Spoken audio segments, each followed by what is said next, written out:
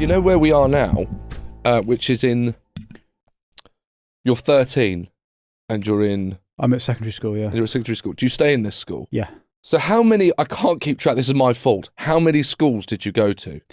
Glasgow, then prep school my mum taught at. Yeah. Then secondary school my dad taught at. But we moved house a couple of times more than that. Yeah, I only went to 3 schools. Okay. But you did... Oh, all right, so you moved a lot, but you didn't board. And I kind of proposed to you that moving schools meant that you had to kind of, reintroduce yourself again, which most children do. Most children just primary school, then it's secondary school, and that's... Well, I remember when I moved down, I had a Scottish accent, and then that went very quickly. What? Through social pressure or just... Well, yeah, probably, but also I think maybe I wasn't quite old enough for an accent to stick. I guess there's a point where it sticks. So I have it on... well, our producer has just said that you had some... I don't know about this. You had a talk. I don't know why he knows about this. You had a talk in a mirror. Well, no, I think he's talking about... I don't know when I said this, but there was a moment I remember, I think I was actually on the toilet rather than in the mirror. I don't know why he wants me to tell this story. I had a big curry the night before. It's got nothing to do with what we were talking about. No, I remember maybe I just moved to my secondary school and it was like a whole new blank slate. And I remember I'd been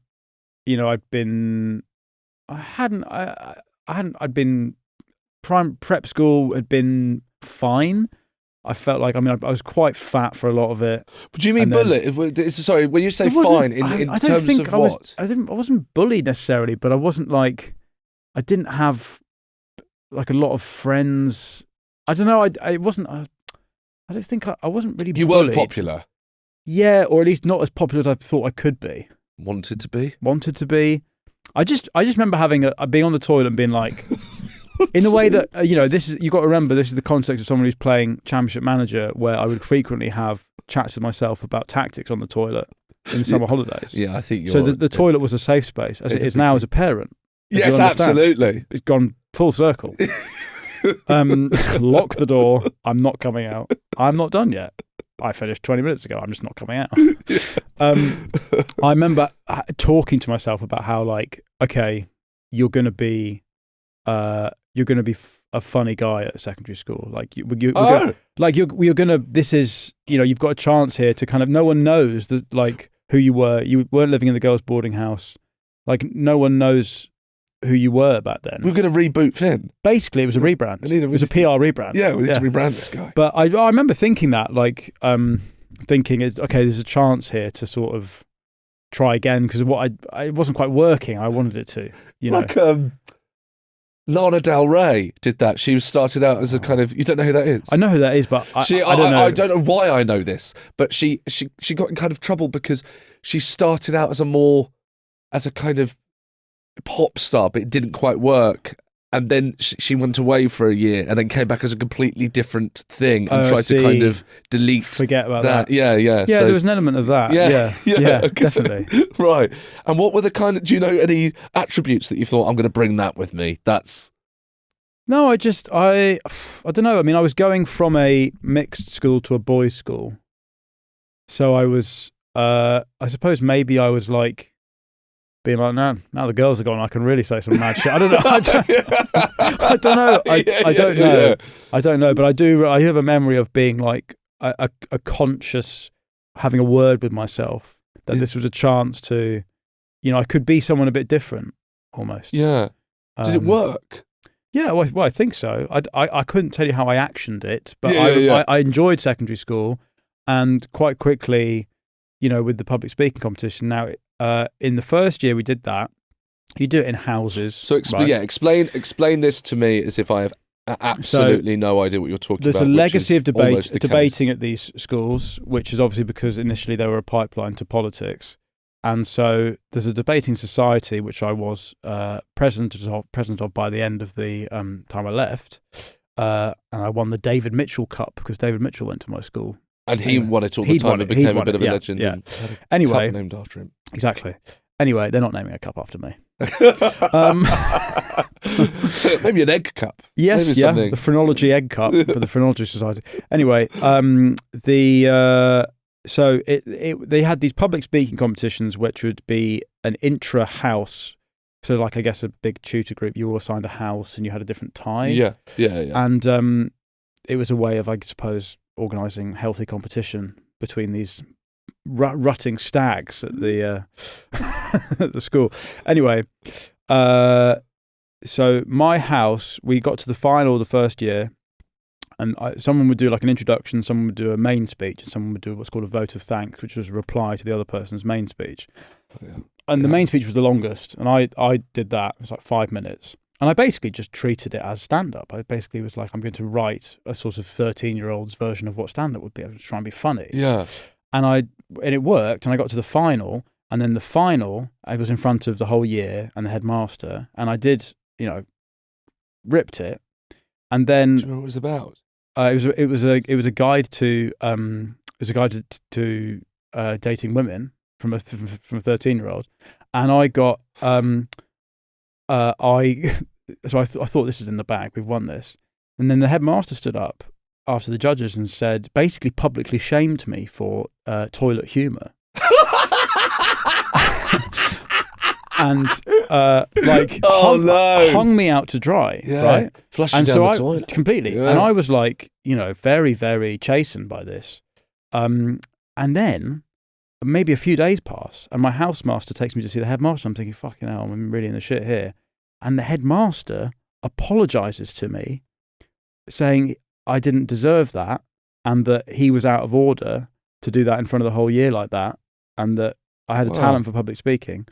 And again, I don't know what the politics of the staff room are, because my dad's in there, but and I don't know if this would happen to any other kid, but I definitely remember really getting on with my housemaster, who was a brilliant bloke, and who clearly saw someone who was like, you are, if you could sort of find where you put this energy, but there's a danger with this energy that you go completely the wrong way. And I think he sort of Finn versus history. Yeah, exactly. Yeah. But I think he probably arranged it. It's my sense of that. Guy called Mr. Phelps. He arranged for that to happen, but I remember leaving that, and this is maybe only a few months after "You're the guy we can't tell off," and I remember thinking, okay, I'm unimpeachable. I'm Trump going for a third term. Fuck it. You know what I mean? Fuck it. Yeah. I'm bombing Iran. I don't care. You know what I mean?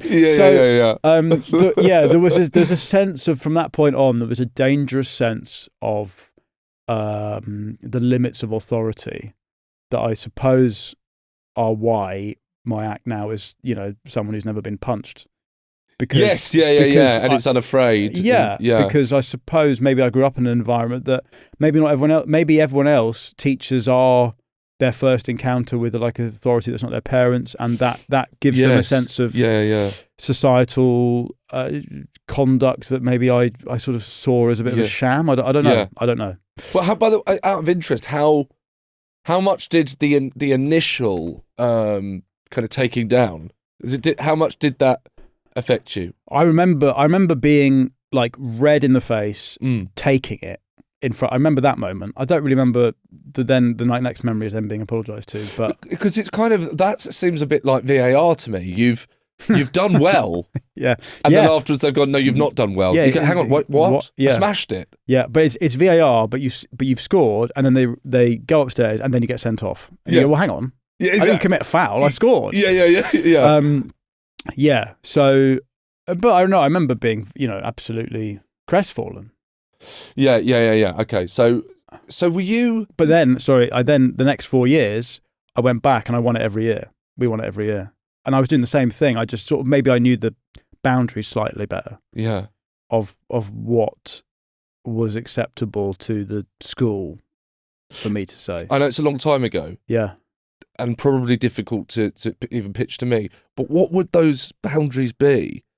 Because it's quite, you've got to have something about you to be so, well, at least it sounds like to me, to be aware of, just in terms of the use of language and what you're going to say, to be aware that there is a boundary to push at that time? Yeah, that's a good question. I don't know. No, it's to be honest, it is all instinct. Yeah. It's very hard when people ask me, like, you know, how do you know when too far is? It's like there's just stuff that I know. It's even like there are certain words, there are certain phrases, there are certain word orders, or there's an emphasis on certain words that make something hit in a uglier way than if you change it around. Mm-hmm. And I can't really tell you why that is. I just know it in my bones, and I've learned it through doing this, and I don't know. But I found the stand-up gave me it goes back to what you're saying about that kind of the intimacy of a podcast, the collective conscience of an audience. It almost, I think, after doing it for 20 years, yeah. For me, I ended up being sensitive I don't mean overly sensitive, by the way. I just mean sensitive, aware of it, aware of the collective conscience. And when you become experienced, you just it's a guttural feeling. It's a feeling within you. Someone says, "I'm going to try this bit," and they say it to you. My body goes, "Ooh, good luck with that." Yeah, like, I'll know they're not gonna. That's going to be too far, or that's not going to be too far. I think it's something for me that I've picked up over a long time. I don't really have to worry about it because I try and stay away from anything that would be microwaves. Yeah, you have a keen instinct for what the country will tolerate. Yes. About microwaves. Yeah. Precisely. Yeah. That's too far. Too far. I can't say that. I'm not saying that about an air fryer. You cannot say that about a dual air fryer. Someone's nan might have got her that. I'm not. Yeah. That's a big Christmas present, and you've ruined it. One thing I wanted to know, or something I've actually been curious about, is that you have a track record. Might not be that big, but of working with a team, with Finn versus the Internet, work with a team, Finn versus History, work with a team. Yeah. And I thought that was, that piqued my interest because I think comedy, it's such an stand-up comedy starts off as such an individual thing. And you've seemingly been so good at working within a team. And I wondered, could you trace that back to somewhere? The fact that you're so good at working with other people, because that's not a trait normally associated with a stand-up comedian. Well, no, it's not. But I mean, like I said, I had this sketch troupe when I was at secondary school. One of whom is Paddy Jervis, who's the guitarist in Johnny and the Baptists. So he carried on sort of doing performance. The other one, I think, went into PR or something. He was the one that was probably the most talented out of the three of us, actually. The one who didn't go. Always is. Yeah, he was amazing, like rubber-faced actor. Anyway, my friend Robin, still one of my best friends today, he used to do stand-up, right? Robin Buckler. Yeah. I think I did a gig with him. He probably did. Yeah, he quit because he hated comedians. Yes, and which is a completely reasonable thing to say. I know, totally. But whenever I'm with him now, I go, you would have been on Have I Got News For You? Yeah. You would have had a Radio 4 show. Did you ever gig with Jared Hardy? No. Jared Hardy, I used to live with in Bristol, and he did the Comedy Reserve one year, and then he's now the accountant for the Pleasance. Oh, right. But he was the funniest person I knew. He was amazing on stage. He's like an MC where you're like they steal the whole show. It doesn't matter who's on. They're one of them. Yeah. And he just was like, I can't be arsed with this. So much dignity in that. I know, so much dignity. But yeah, so all right, so this kind of compatibility or capability to work within a team. Yeah, I guess. And it's a sketch troupe. How'd you get to the sketch troupe together? I think, well, one of the Paddies had been in the public speaking team. Yeah. And the other one was in our drama thing. And I think one of Paddy Jervis's mum had died from cancer and wanted to do something to raise money for cancer research. And there was maybe something to talk of like a house review, and then we ended up writing way too much stuff and like, can we just put this on ourselves? I can't quite remember how it started, but we ended up, by the end of our time at school, we were selling out the main hall, which was like, I don't know, 700 seats or something. And And you were selling out 700 seaters. Yeah. But it was, to be fair, there was nothing else going on. Right. Okay. So it's not like I'm selling 700 seaters now where you're up against, Stuart Lee or something. There was nothing else on. But it was like a sort of event for 3 years on the calendar almost. And we, raised money for charity and then did this, this sort of long Pink Floyd-esque sketch show, which went on far too long. The sketches, you had no idea of when to get out of a sketch, and they were probably all very unoriginal. But we then went to... What were they? Where do you think they were coming from? Like your experience watching Python or Fast Show? Python. It was all Python. And Big Train. Of course, Big Train. Again, that's My a bit... God. When you say Big Train, I go, yeah, Finn would have loved Big Train. Loved Big Train. Yeah. So funny, yeah. And also like Ali G is around at this point. Ali G's been around, like so maybe that's why working a team. To be honest, that working with Vittorio and Horatio initially was like, it was recognizing that it was becoming a dad and recognizing that everything post COVID had changed from where I thought it was going. Yeah. And going, okay, if I'm going to ever do anything, I'd done Have a Word and Have I Got News for You within the space of about a month. And the only thing that had sold tickets was Have a Word. Yeah. And I was like, okay, well, this is clearly where things are going. And I should have my own version of this. Yes. But I don't, I'm not someone who's grown up with the idea that you'd make your own podcast is not natural to me like it is to them. And they're only like 7 years younger, but it's just that generation gap where they've grown up listening to American podcasts. Totally. So I got them on board because I was like, I think you're both funny, but more importantly, you understand cameras and stuff. Yeah. And then quite quickly I was like, holy fuck, you guys are so funny. And I feel very lucky that I worked with them when I did, because that first series, I could only pay them in like the accumulated credit I'd built up myself. So I like got them in with the Glee. And I think I got Vittorio his Edinburgh room that year. Do you know what I mean? Like I just sent people emails saying I can vouch for these guys. Yeah. Maybe I paid them a couple of £100. Like it was nothing. Yeah. And then I think quite quickly they started going viral themselves. And I remember having a sense of like, maybe I'm doing myself down, but I remember having a sense going, oh God, thank God I started that when I did, because I feel like they would have gone on and maybe... Well, it's not doing you a disservice at all. It's it's the team. It's all of you. That's important. But because Horatio was popping with Boys Andrew Gone Wild and the TV sketches. Yeah, that was about that time. Yeah. I mean, I the other day my tour manager couldn't make a show. I was like, it's all right. Yeah. And I'll Isn't that his one job? Yeah, he was doing a bigger name. Fine. And I allowed it. And I said, look, for one night, I'll set up the camera. Got a little section at the end where people DM me things and I read them out. Right, okay. It's all right, I'll sort it out. I mean, it was 20 minutes trying to attach the camera to the tripod. Yeah. I had to call him. He had to send me a video of how to do it. Yeah. And like you say, it's a 7-year gap. It's not that long. It's not that long. No. It's the length of a rail card. Yeah. Even during lockdown, when I was on MASH Report, they would send the camera kit to my house, and then it would be a call of me working a fucking, like a proper TV camera. I don't know how I did that. I mean, I guess I had a guy on the phone telling me everything, and I think they made it idiot proof. Yeah, I think they set it up and then just give it to you. Just said, press that, don't touch anything else. Yeah. I think it's not so much. I don't know. I think the thing with that is what I've realised in retrospect is it's the privilege of getting to choose who you work with. That's actually the best thing I've done.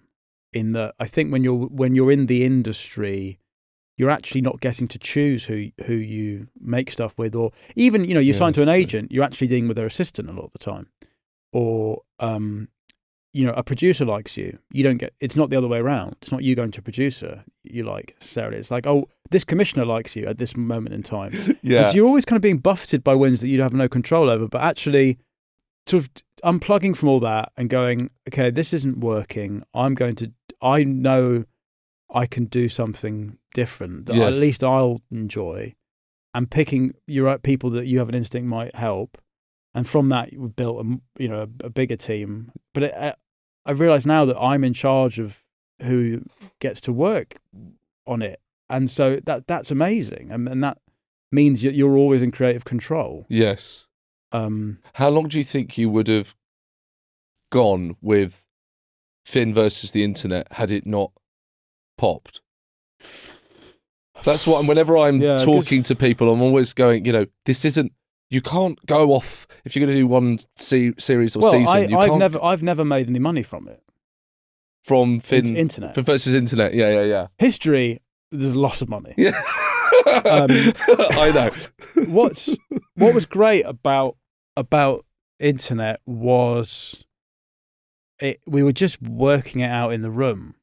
Like the first 2 weeks we did it, we were just all in hysterics because the whole thing was just happening completely organically, and the bloopers for that we're just in tears the whole time with some guest who doesn't know what's going on because we are it's like coming out of all of us in the room, and then the NFL thing happened, and then that was I shared that. Yeah. That was incredible. Yeah, I mean, it's probably what I'll be known for till it's just, which I don't mind at all. No, it's a lot of fun, but then that then meant that it all seems very tenuous now, but a whiskey brand got in touch because I'd done something on Instagram about whiskey and I was hot, and I was like, oh well, if you want me to, why don't you sponsor this show? I've been making this show and I just need a little bit of money that we can just relax a bit and get a bit better kit But it meant that when those clips went out, we'd been given maybe like $5,000, which, for three people who have basically just a dream, it's so much money. Yes, and it meant we could spend like a month on it, and we could take whole days, and we weren't trying to fit it in. And and I could pay them something, and we could cover guests' travel and stuff. And but also that's when Pete came on. Pete. Yes. Yeah. He now runs the company with me and is the exec on all the shows we make. But he's a sort of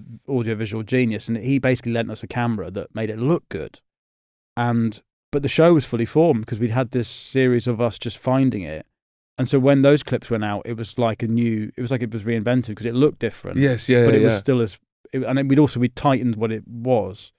So is this season 2? This season 2. I think by the end of that, it had gone mad, the clips wise, but I still think we all knew we were onto something, and I don't think it even was about numbers. It's more just about this is something that should exist, and this is something like it's not a podcast, and it's not Between Two Ferns, and it's not Norm Macdonald Live, but it seems to have the elements of those things that we all like and think should exist.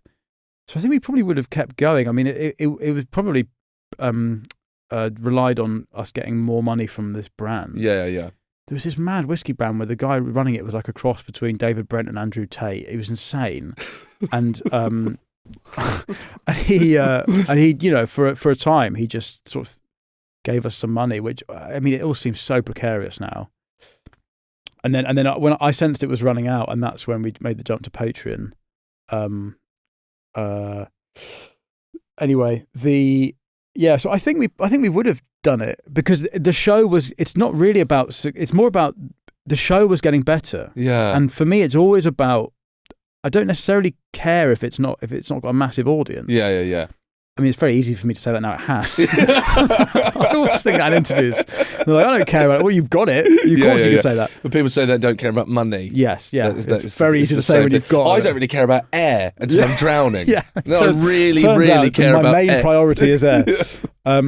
Yeah. But I remember I have this conversation with Horatio and Vittorio all the time, and it repeats, is that when I started working with them, I'd done Live at the Apollo, I'd done Have I Got News for You, I'd done all this stuff, and I was like, I'm now here with you above the Bill Murray making this thing. This is where it's at. Yes. And they're all going, yeah, but I want to do that. And I'm like, no, you're already like seeing the Matrix. I'm like, you're ahead. Yes. You don't realize you're ahead.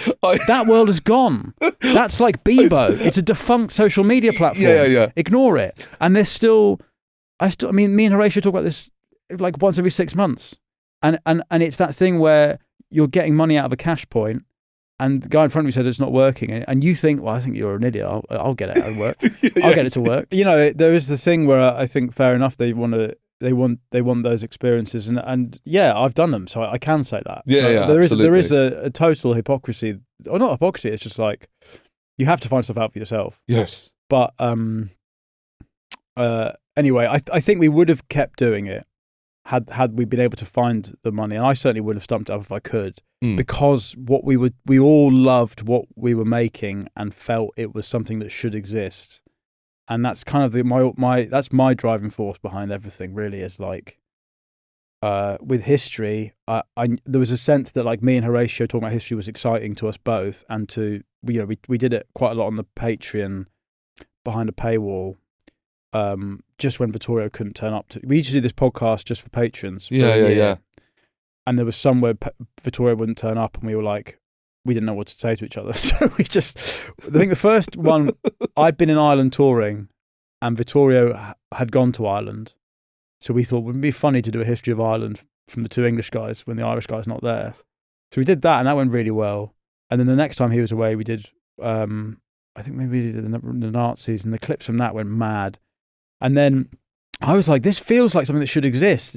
And then, it was all, my point is both shows have been very organic. Yeah. And it's been on instinct, and it's been on recognizing something's happening and then building it from that. It's not been a top-down guy in a suit going, well, we need something like this. Let's put them, and they'll work it out. Yes. And I just think we're at a stage now where audiences are so used to an authenticity and an organicness that, well, I really hope SNL works, but it'll be interesting to see. They've cast great people. Yes. It will be interesting to see whether that chemistry has had enough time to form organically. Yeah. Do you know what I mean? Yeah, absolutely. But you bring up history, and of course, that means that there was that interest in history. Was that one of the things it was my degree. I did a history degree at uni. You're so lucky. You are so well. It's not luck. Is it? No. Look, you put a lot of work into it, but my God, talking about the dream, you get to do comedy, which is what you always wanted to do, and then the thing you studied and you're interested in. Why don't we just combine the two favourite things in my life together? But then, how funny that should be the thing that explodes, and that should be the thing that kind of works. My mum said when history started going well, she was like, "Oh, you found your thing," and I'd already thought I'd found my thing. Yeah. But she was like, no, this, from their perspective, like, oh, this makes total sense. My parents were like, of course, this is what you're doing. Because this is like, I used to dress up in, like, as soldiers and stuff, and... Which side? Well, it's funny. You've actually made me dress up as an Nazi. I have, actually, yeah. That'll be coming out soon. Although you didn't do the one that was filmed, did you? Did you? No, I was in Shepherd's Bush. Shepherd's Bush. No, so you got away with that one, yeah. Last thing you knew. But yeah, what was I going to say? History, and your mum saying that that was obviously going to be the thing that you did. You were dressing up as, that's it. in history costumes. So I can't remember when this was. End of last year. Someone who taught me history at uni just randomly got in touch. I can't remember when. He's going, oh, it's so great to see you using your degree. And I was like, we're denying the Holocaust every week. What the fuck are you talking about? What the fuck are you talking about? But yeah. But no, I mean, history was always the thing I was the most interested in at school that wasn't performance. Yeah. Like, so I did languages as well. I did, French and German, history and drama. Those were my A levels. Oh, so hang on. So when you learned the Hitler... I can speak German, yeah. Fucking hell. Well, did you think that I'd learnt it without any sense of how to speak German? Yeah. Really? Yeah, I really thought you had. Because that's what I would have had to have done. And I would have... I just thought you had... Or do you think that I just love Hitler that much? That you knew it off by heart. It's all right. I've got this. I've got this. Yeah. For people unaware, we did on our podcast live tour. We did the downfall scene from where Hitler, the infamous scene that gets memed a lot. The meme. Yeah. We did it, and I wrote our own subtitles that were kind of in jokes of the pod. And we performed it live in German, so I learnt the entire scene in German. The misunderstanding that I've made is I thought that Finn had learnt German, well, or learnt that from knowing no German? No, I did German A level, so yeah, I can understand German and can sort of get by on a holiday, but I'm nowhere near fluent or anything. But yeah. Unless it's a Hitler speech. Unless it's a Hitler speech in which it just comes out of me. It just comes out of me. I'm just a conduit. Yeah. What else were you studying at sort of sixth form? Well, I did French, German, history, and drama. So languages. I've always loved English, like reading, like literature and reading and stuff. Yeah, so it's common amongst comedians. Yeah, I was always going to do that, but I didn't. I can't remember why. By the way, you said that when you were younger, there was an age, at an age you watched Borat at the cinema. There was Monty Python when you were younger. I'm not sure of your biggest influences. Are that what would they be? Stand up and comedy in general. Do you think there's a kind of you could trace it back? There's a kind of footprint, and you could see it in what you do. I remember discovering Louis C.K. at uni. I mean, Dylan Moran. I mean, I saw Dylan Moran live. I was just talking about him before. Yeah, I saw Dylan Moran live. I gigged with him the other night. I saw him live when I was a teenager at the New Theatre in Oxford. I saw him a couple of times. His live DVDs, the rips of that on YouTube. I mean, I remember discovering YouTube Monster and Like Totally. Yeah. Where he had the drawings in the background. Yeah. Yeah, those are like canon to me. Those hours are like sort of unimprovable. I think those two. I think Norm Macdonald's album, Me Doing Stand Up, I think is as about as flawless as it gets. I remember discovering YouTube as I must have been 14, 15 in the very first days of it, and there was a rip of Eddie Murphy Delirious.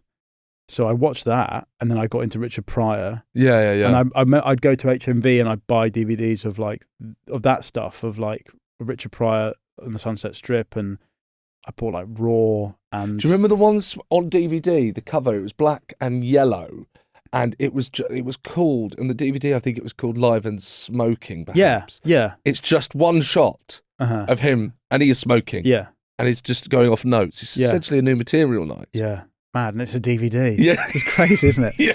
But then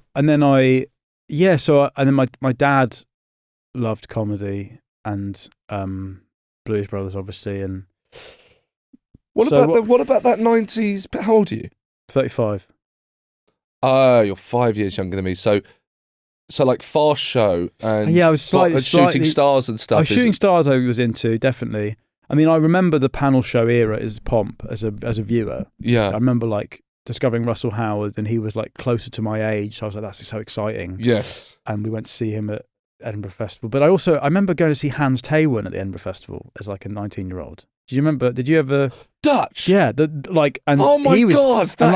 Me and my dad, because I'm going to the Edinburgh Festival all the time. Yes. So quite early on, I'm seeing some quite deep cuts. Hans Taywin. Yeah. People think I say wild shit. Fuck me.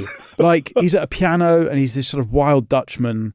And I mean, I can't remember anything. I just remember crying with laughter at this sock puppet thing he used to do, where he used to get the sock puppet to say obscene things. I can't remember what it was. And then I remember the first time I saw Pappy's my God. And I remember taking my dad to see Pappy's a bit later.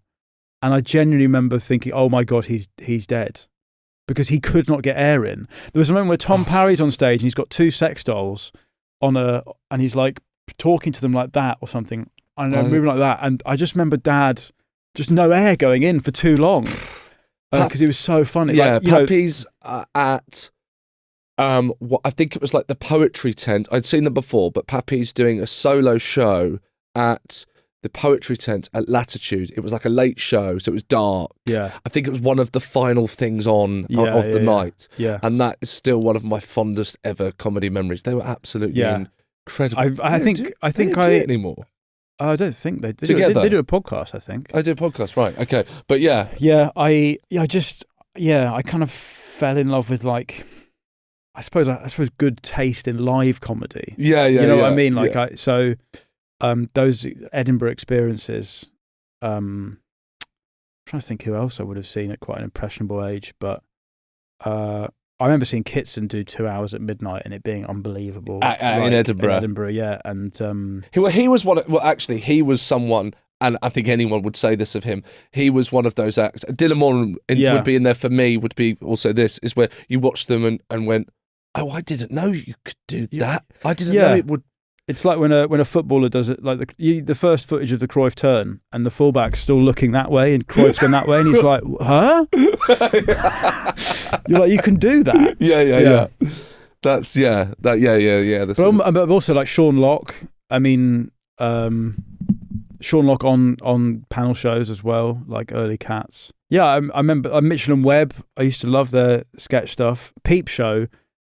Probably I think you'd say I think I just grew up in this era of bangers, like comedy from the Office onwards. There was this there was this tale of like 10 years where you'd say Peep Show and the thick of it were maybe the end of it, and I think everything that's come since has just been tripe. Yeah, that's been like broad. I don't really think there's been anything. I mean, I've not personally seen it. For me, and exactly as you say, it ended with the thick of it, and that was. If I watch comedy now, I'd do that terrible thing of going back to what I used to watch. I'd watch the Peep thick Show of was it. good. Yeah, exactly. So I don't, and maybe that's just because like we're old and you romanticize things. But I would also say that it's veered in the direction that you've already stated, and that then one of the next great sitcoms will probably be fucking by you. Well, I don't. You and Horatio and Vittorio decide, let's do the sitcom and nail that as well. But I think it will be some young people with camera and go, why don't we just do these sketches we're doing? Should we do 28 minutes? And that will be it. Yeah, exactly. I don't think it's going to come through a mainstream broadcaster anymore. No. So I have a couple of more things that I want to talk to you about. One of which is, I think, again, you might not have an answer to it, but when you are younger and you told me from a very young age, all you wanted to do was be a comedian. How close do you think what you've kind of become is to what you imagined? And therefore the second question is like, what did you imagine? Yeah, I mean, to be honest, it keeps... I'm in this mad period where the last sort of 3 years, the ceiling keeps getting blown off. Amazing. And so, 3 years ago, I thought, this is it. I've made it. And then, for me, just like being able to sell out the Leicester Square Theatre was a huge thing. Yeah. You're like, this is the perfect room. This is great. And then you shot a special there, didn't you? I shot a special there. Yeah. The first time I played it, I was like, I was aware. I was very panicked. I thought, I've got to get something online. So I just had to do it in one take. Yes. And then, I mean, now I'm in this like sort of less chartered territory where I've got this production company, we've got staff, we've got resources. Got a fan base, and it's like, has a production company ever had a fan base before? That means you've got real leverage. Actually, it's kind of it's a dream, really. I think, there was a moment where you start paying your bills with your stand up, and that felt like it. Yeah, and then there was a moment where I had like a buzzy Edinburgh, and that felt like it. And then I got to go to Australia, and that felt. I guess at every stage, I'm just like, fucking hell, this is great. And there've been stages that have gone on too long. Where you're like, you feel the drudge of it. But, I mean, the tour I'm about to go on is like, I don't really know what you do after that. I mean, we're just having a second Apollo. It's like... Oh, my God. It's crazy. My brother texted me and said, can you get me tickets for Finn? And I said, no. You should come, though. Oh, okay. Well, that's very kind. Yeah. I will do.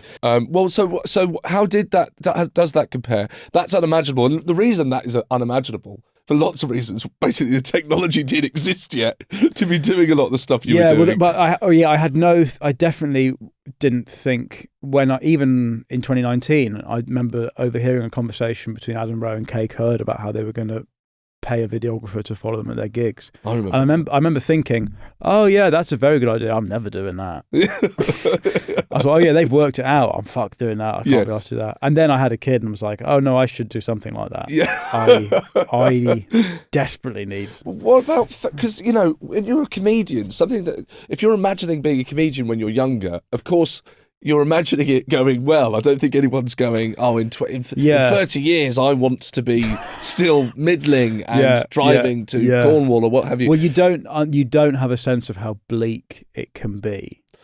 Yes. You don't. I mean, that's why my dad took me to that open mic night.